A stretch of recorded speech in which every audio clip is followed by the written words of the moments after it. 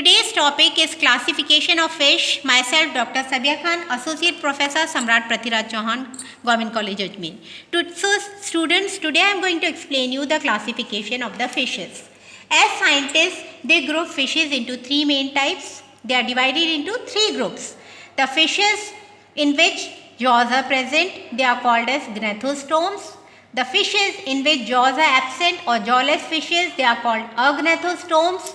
Now these gnathostome fishes, they are divided into two, the cartilaginous and the bony fishes, which includes the modern teleost. And all these three types are cold-blooded or ectotherms. Now characters, what are the general characters of the fishes? That is, they have paired pectoral and pelvic fin, respiration by gills, heart is two-chambered, that's why its heart is called as venous heart. They are poikilotherms. In them, lateral line system is present. Cranial nerve 10 pair. The study of the fish is called ichthyology and body is covered by scales.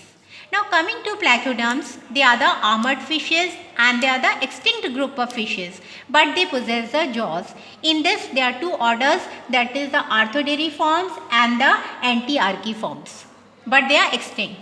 Holocephali, in these, the sparacles, they are absent.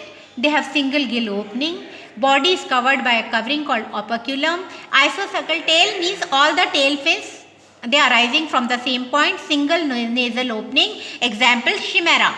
Now if we see the geographical distribution of dipnoids, then Neroceratodus, they are found in Australia, Lepidosiren in South America and Protopterus in Africa.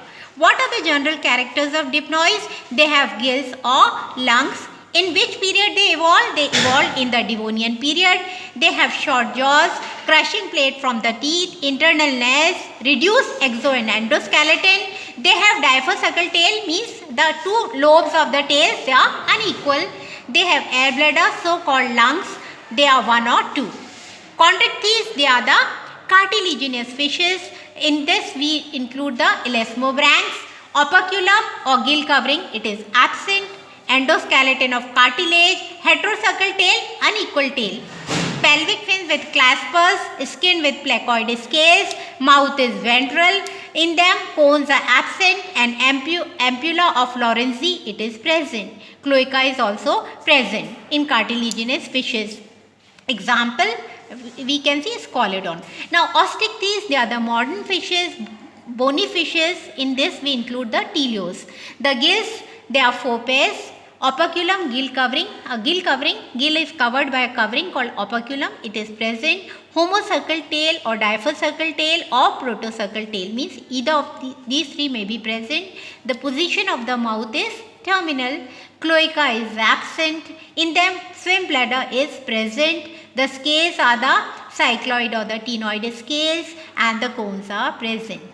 Now you see the general survey of the classification of the fishes, how these Osteichthyes, they are divided into subclasses, Sarcopterygi, then you see the Condesti, the Holostei, the Teleostei, the Actinopterygi, and this Sarcopterygi, it is divided into Crossopterygi and the dipnoids. This cover the classification. So today I have explained you the classification, the general characters of the fishes. We are going to study in deep in the second lecture. This is the skeleton I have given you. Hope you have understood, and till then, goodbye. As usual, I am always ending my lecture with a question. So, what is heterosuckle tail? And you are going to reply in the comment box. Till then, goodbye. Thank you.